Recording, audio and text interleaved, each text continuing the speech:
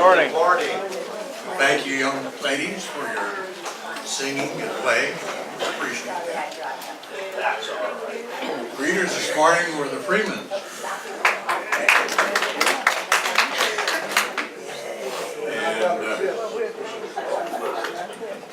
And the treats this morning, Marion.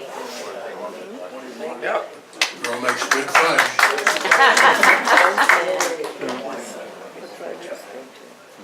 Let's see, Barb, do we have any visitors this morning? Nobody? I do not believe the only one visitor, they didn't stay very long. It was the neighbor of Tom and Annette Backus, and they headed out, so. There's Tom and Annette still here. No, they all left. They all left. So they get a half check mark. Wasn't the singing, was it? Did you see him? Okay. Well, in joys and concerns, I guess y'all know that Joyce is still home with the flu. I thought it was pneumonia. Pneumonia. Is it common pneumonia? Eleanor?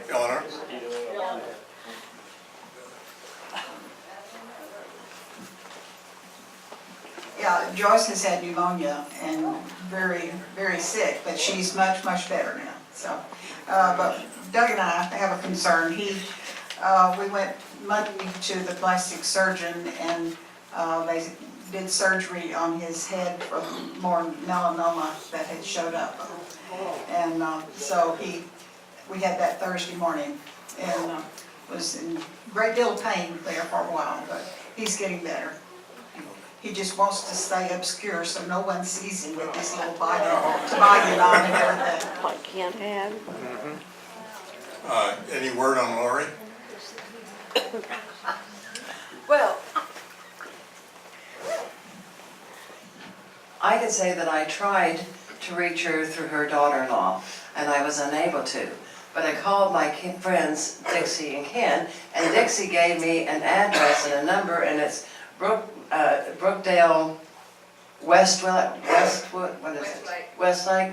I think it's Brookdale, yes, and she was supposedly moved to skilled nursing, and Dixie thought that she had had some sort of surgery, and my understanding is that that's where her daughter-in-law works as a nurse, and I think her son is a doctor there. So that's near where they live. They gave a number, I've sent her a card. It's 25 miles or so from here to where they are. So I need to know for sure I can see her to do the drive. But What's her health problem? well, I don't know exactly, except that she had a fall at home and was on the floor 3 days before she was found.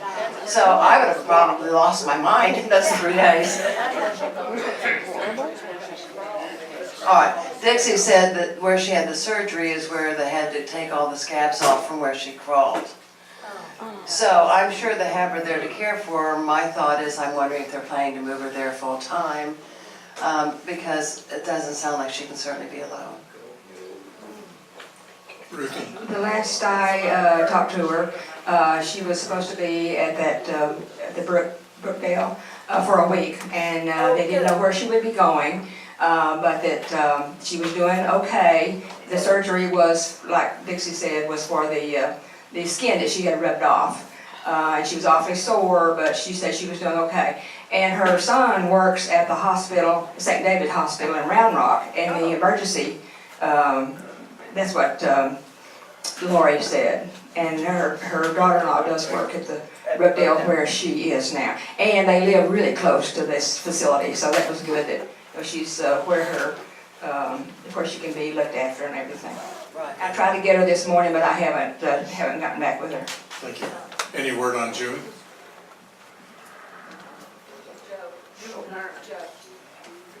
Joe? We saw June, Karen Hall and I. And you know, I'm fuzzy about what day that was, but we talked to June and she wanted communion, so Karen Hall and I went. And she's doing very well. I mean, she was exercising when we got there. The nurses flocked around and told us how diligent she was. So I think she's gonna recover fully. Where is she, Joe? She's in Compass Rehab. That's right off Hester's Crossing. Okay, that's just. I have a report here. I received a call from Paula Downing a couple of days ago, 2 days ago, and she is in St. David's Round Rock, and she has been finally diagnosed with dual pulmonary embolism, and she's having trouble getting oxygen and breathing. So Dixie and I hope God will to see her. That's Paula Downing. Okay. Okay. Anybody else? Okay, Lucille is not here this morning, as you can see. She had one of those shots, and it's laid her low. She did? Lucille Lucille? Fire. Okay, What does she take? it's a steroid shot. Yeah, it's for her hip. We had no birthdays or anniversaries this time.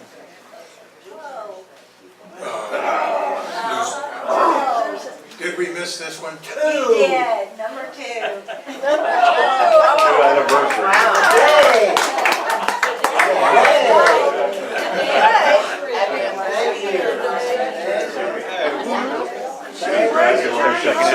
Oh my gosh, I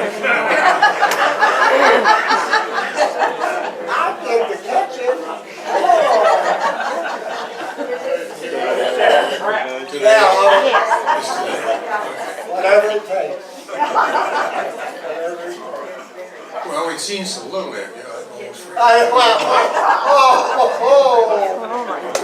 Confession. Okay. I'll do it again. Yeah.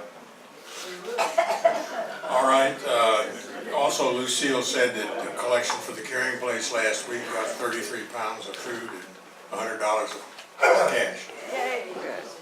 So it was a good collection. Okay, Mary Beth has the prayer this morning and then. Oh, Al. Yes. Oh, that's it. She wants to send it around the prayer thing. Joe, do you want to send yours around? Oh, he's. Yeah, he has. Okay. 2019 is coming and we don't have anyone signed up to pray. So I'm going to start the list. And also I brought a basket back there for you to look through. And there are bookmarks with different bookmarks. Some with the books of the Bible, the 23rd Psalm, the Lord's Prayer, the names for Jesus, the names for God. So please help yourself to 1 or 2 bookmarks for the coming year. And appreciate you signing up. And I have Paula Downing signed up for January the 30th.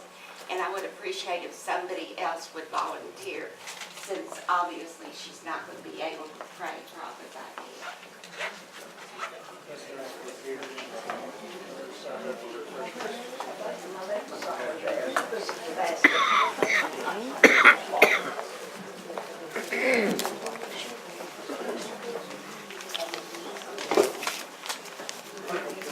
Alice requested that I give a few remarks about Cuba. If anybody's interested in going to Cuba. Anyway, I have 3 things that I want to talk to you about Cuba. And this is strictly from a tourist point of view. That's what I was on a cruise ship.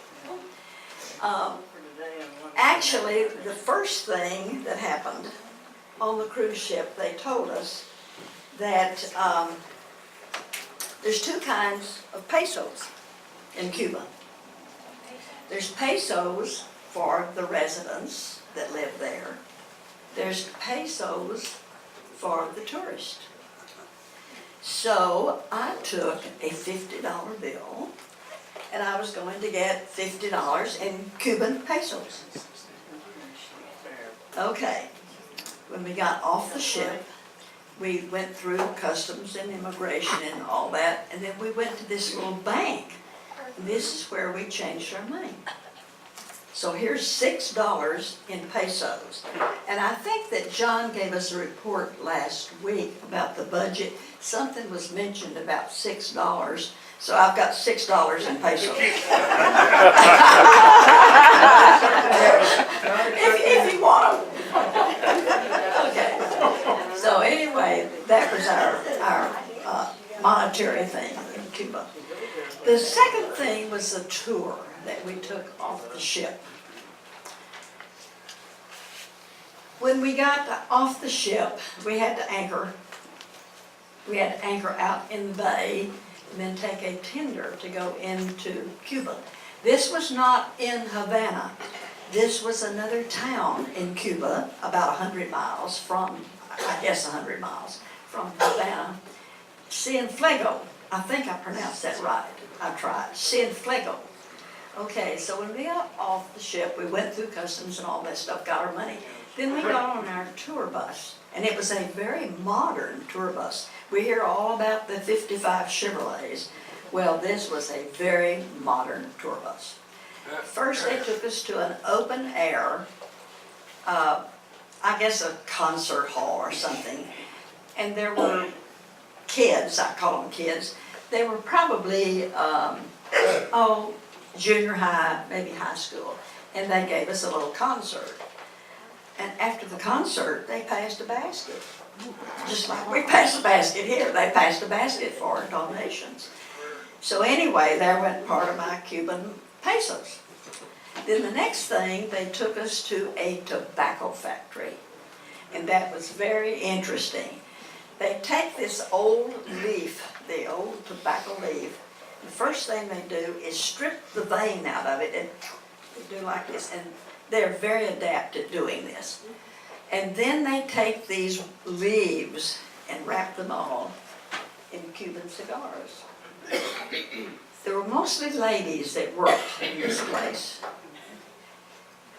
And their quota is 120 cigars a day. And their wage scale is between $60 and $80 a month. That is the monetary situation in Cuba. So anyway, then after he took us to the tobacco factory, we rode around and saw some more sights. And then they took us downtown, gave us a lecture about a cathedral that was very important to them in the 1890s. And then they took us shopping. Naturally, you'd always go shopping on a tour. So I bought a bottle of rum from a doctor. From my doctor. Honestly, I didn't drink it. I didn't taste it. He said it tasted like tequila to him. But anyway, okay. And then, well, we had about an hour and a half to do shopping, kind of piddle around. And then he said, okay, I'm going to give y'all a couple of hours, and I'm going to come back and pick y'all up. And he either gave us the wrong directions, or we misunderstood the directions, or something. There was 3 of us ladies together. Dixie, you met Dorothy. You know, Dorothy was one of them. Okay, so we 3 ladies struck off, and we went down the street. We walked and walked and walked. And then we got down there, and we kind of, you know, piddled around and kind of waited to see if anybody else showed up. Nobody showed up from our tour. We waited some more. Nobody showed up. And here we were. What were we going to do to get back to the tender?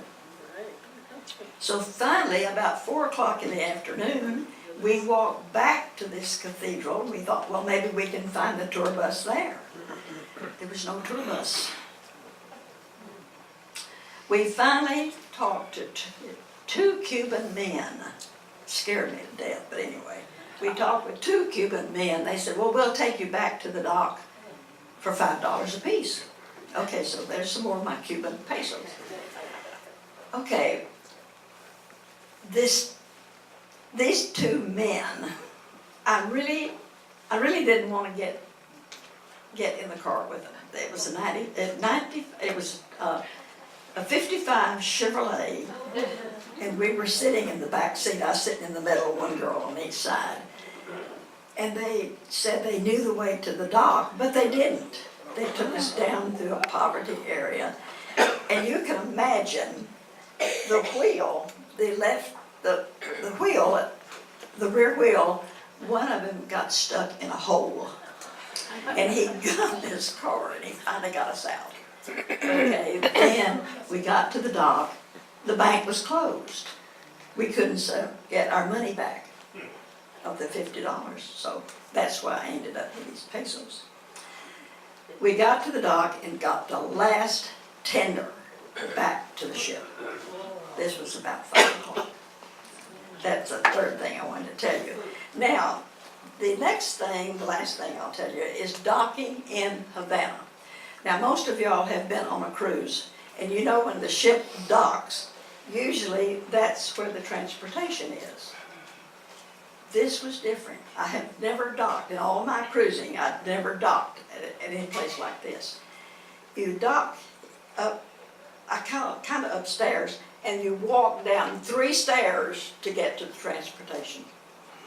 I've never docked like that. I just wanted to tell you that was in Havana. And also, I had met a Cuban man on another cruise, on another ship, and he said, Miss Burns, don't get off in Havana by yourself. So I heeded his advice, and I did not get off in Havana because I remember that terrible experience in San Diego. Okay, that's enough about Canada. Not Canada, but Cuba.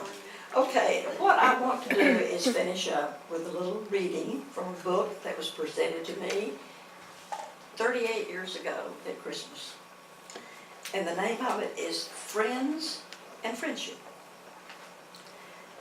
A little more kindness, a little less greed. A little more giving, a little less greed. A little more smile, a little less frown. A little more we, a little less I. A little more kicking, a little less kicking a man when he's down. A little more laugh, a little more cry. A little more flowers on the pathway of life. And funeral on graves at the end of his life. And anyway, I will be gone the next 3 Sundays on another cruise. I wish you all a very Merry Christmas, a safe Christmas, be happy, and I'll see you later. Merry Christmas to you. Well, thank you, Mary Beth. I want to say that next Sunday I won't be here either. Dixie and I are going north, but 3 of our members have agreed to give a talk next week. Frank Fushak, Tom Irby, and Annette Backus. I think they're going to do a wonderful job, and so if you're in town, I hope you'll come to Sunday school because I think that you will really enjoy that. Today is the day that I am telling my annual Christmas story. I hope that you enjoy it as much as I have. The name of the story, of course fiction, is The Telegraph Girl of Telegraph Hill by Robert Morgan. As San Francisco woke up Christmas Day of 1941, a secret convoy of camouflaged ships moved under the Golden Gate Bridge and into the bay. America was now in war, newly in war. The people of San Francisco were apprehensive because they realized that their city was very vulnerable. With its Great Bay, its naval bases, its shipbuilding. So they were concerned. And all of California, especially those on the coast from north of San Francisco to San Diego, were fearful of Japanese invasion. So there was a great deal of apprehension in terms of the enemies. But on the other hand, as the people of San Francisco saw these ships slip into their bay, they realized that these were not enemy ships. These were American ships. They were carrying they were unmarked ships, and they were carrying the wounded from Pearl Harbor to San Francisco there. It had been 2 years, it had been 2 weeks since the attack on Pearl Harbor, but very little news was forthcoming, very little. And so the people were apprehensive and fearful about their husbands and their sons. Well, finally the ships disappeared across the bay and into the channel leading to Mare Island. Mare Island was a naval base which had a very fine hospital. Now up on Telegraph Hill, in an apartment building, Rosie Madison and her mother, Mary, were standing on the rooftop. They were looking out on the bay. Down below them were thousands of San Franciscans along the streets and on the wharfs, looking at the ships passing. And Rosie was standing with her mother, and her mother said, "You know, Rosie, I've heard tell that some of our boys may be on those ships. I'm wondering if Bud might be on one of those ships. Oh, I would give anything if he were, and if we got good word. Wouldn't that be the finest Christmas ever?" "Well, Mother," Rosie said, "I'll just go over and check. I'll go over to Mare Island, and if he's there, I'm going to find him." Well, Mary said, "I'm not sure if you'll be able to get in. They're going to be guarding that island like Fort Knox, and so you may not be able to get in." But at age 14, Rosie knew that she was the one person who could get into Mare Island and into the hospital.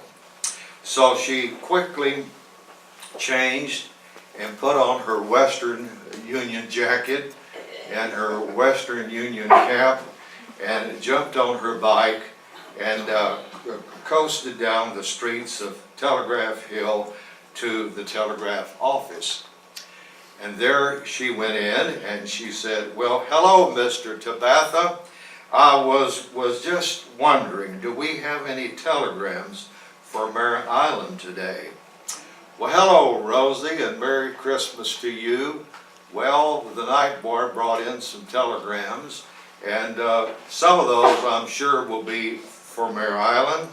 They're over there, and you can grab those." "Well," Rosie says, "thanks, Mr. Tabatha, and Merry Christmas to you as well."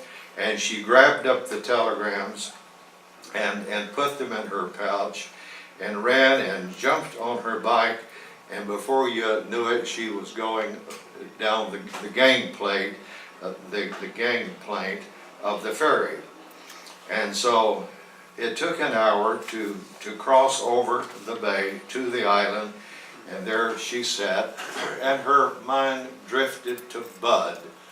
Bud was her brother, 5 years older than she. Their father had died 2 years earlier. He had been killed in an accident with a cable car. Well, the mother cleaned houses and apartments to make a living, and Bud had joined the Navy, quite frankly, to help with family finances. And so there he was, stationed in the Bay Area for some times. But in August, he was shifted over to Hawaii and aboard the USS West Virginia. They had heard nothing from him at all since December the 7th. And so this was on Rosie's mind right now. She knew that her mother was near a breakdown. Well, the ferry docked, and Rosie was the first one off. And as she approached the guard station, she waved at all the guards, "Merry Christmas," and they all Merry Christmased her back. They all knew Rosie. She was in and out all the time with messages and important cables for the administrators. And so therefore they just let her come in. They signaled her in just as if though she were an admiral. Well, but as she walked into the hospital halls, her pace slowed. She watched as the wounded heroes were wheeled down the halls and lined up one next to each other. And the new arrivals were moaning. Some had been burned. Many were wrapped up almost entirely around their bodies. And Rosie thought maybe she should leave. But her resolve to find her brother kept her there. But she doubted at this point, for the first time, if she really should be there and wanted to be there. She noticed at the end of each bed was a clipboard. And at the top of the clipboard was the last name of the sailor and his first name, and his initial of his first name. So what she did, therefore, was that she just strolled down the wards, looking at the clipboards, trying to find the name of Buddy Madison.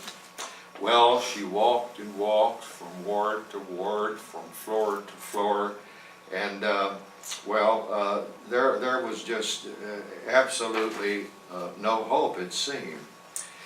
Well, after searching for hours, pardon me, she had almost given up when all of a sudden she looked down on one of the clipboards and she saw the name Madison B. And her heart just stopped breathing. She looked there on the bed, and lying motionless was a sailor wrapped in gauze, his uncovered face away from her.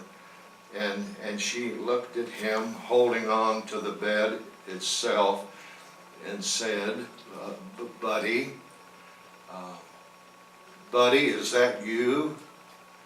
And the face turned, grimacing in pain. How beautiful. Who are you? I'm Rosie. Rosie Madison. Excuse me. I thought you were my brother. Well, I wish you were. Who was your brother? Well, his name is Bud Madison. As she felt the tears on her cheek, Bud Madison. Well, I'm Bobby Madison, he said. Your brother saved my life. My brother, Bud, you knew my brother? Well, sure, honey. I knew Bud real well. We were together on the West Virginia, and because of the alphabet, well, we lined up together. We slept together on nearby bunks. We had chow together. Yes, we became great friends. He paused. When the West Virginia was hit, I was thrown overboard into the Pacific, go overboard. Because of the gas in the water, all across the water were flames.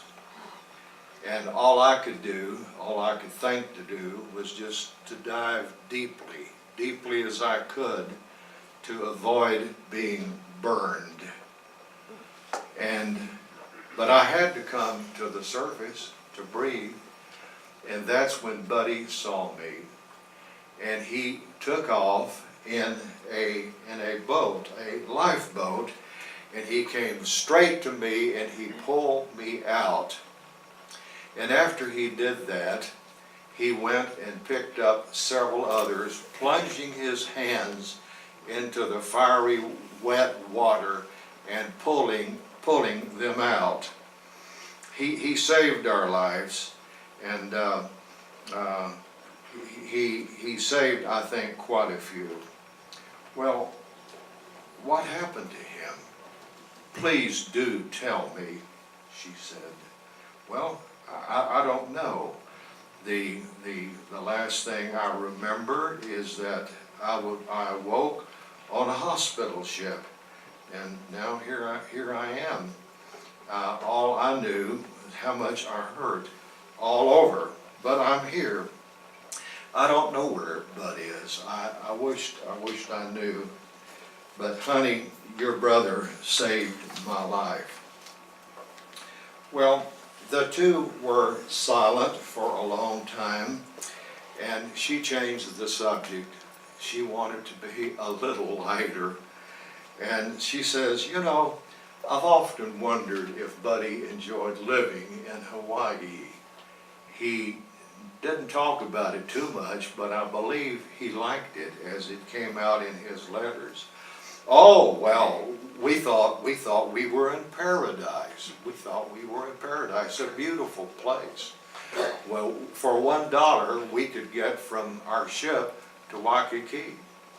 Some of us took up surfing. It was a beautiful place. There were tourist posters all over, and they had a slogan, "A world of happiness in an ocean of peace." And that's the way we thought of it too, until that morning. Well, there was another pause, and the sailor asked, what day is it? I have lost count of the time.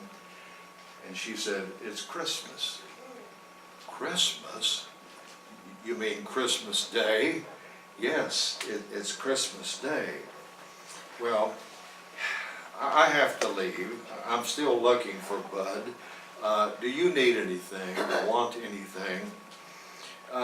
Yes, all I have is a knapsack hanging up there on the wall. That's all I have in the world. Would you reach in there and grab a Bible? I would like to read the Christmas story from the Bible. Well, I don't think you'll be able to. Your hands are all bandaged up. Well, I guess that's true. Would you mind reading the Christmas story to me? I'd like that more than anything. So, she took the Bible and opened it to the Gospel of Luke, that wonderful gospel account of the angels appearing before the shepherds, and that portion which says, the days were accomplished that she should be delivered, and she brought forth her firstborn son and wrapped him in swaddling clothes and laid him on a manger. She closed the Bible and returned it to his knapsack, and she smiled, and there was a handkerchief in his knapsack, and she took it and gave it to him because he needed it. I have to go. Well, I know. Thanks for reading to me. That meant so much to me. Thank you. I think I'll just lay here and close my eyes a little and pray about it. And when you see Buddy, would you say, hey, and thanks? Well, after that, she looked at her watch. The last ferry was going to be leaving very soon. There were other places to go in the hospital. She just didn't have the time. She hated to return home with no news about her brother. So, nevertheless, she exited the building, jumped on her bike, got to the 4:45 ferry in time, and finally was home. She told her mother all about her experiences in the hospital, everything that she saw, and especially, of course, meeting Bobby, who knew her brother. And as she was speaking, all of a sudden she jumped to her feet and she says, "Oh no, the wires. I forgot to deliver the telegraphs. I'm going to have to run out and deliver all the telegraphs here on Telegraph Hill." And the mother says, "Well, you can't go out. You can't go out. It's too late because of the wartime curfew. So you just have to forget about that." And so Rosie said, "Well, that's right, I can't. All we can do is to sit here and get these telegraphs out and arrange them by address. And therefore in the morning I'll be able to deliver them quickly." And so she took all the envelopes out and put them on the kitchen table, and the two of them sat there arranging them by street address. And finally, the mother, though, just simply stopped. And she said, "Rosie, this one is addressed to me." Well, Rosie took the telegram and looked at it and said, "This one is from Washington. I could tell by the code." And the mother's hands were shaking so much that Rosie took the message out and read it. "Mother, stop. Okay, stop. Stationed DC, stop. MXMAS, Merry Christmas. Bobby." Well, they gazed at the page in unbelief. Then all of a sudden, the two of them started crying and shouting like at a revival. And the neighbors heard their noise and came, and news spread throughout the apartment. Because you see, Bobby was well known. Buddy was well known as a kid in the building. He grew up there. And everyone feared that he was dead, but now he is alive and redeployed in the nation's capital. So the neighbors came into the small apartment with food, and they had a spontaneous celebration because Buddy Madison was home. Well, when everyone had gone, Rosie said to her mother, "I cannot believe that I forgot those telegrams. I forgot those telegrams, and all day long, right next to my heart, was a telegram from Buddy. Somehow or another, he managed to get a telegram out on Christmas Day, and it was right here, and I didn't even know about it." And the mother looked at her daughter and said, "Rosie, Rosie, don't worry about it. It's here. It's good news. Praise God. You can deliver those other telegrams in the morning. But, well, tonight we have good tidings of great joy. Merry Christmas."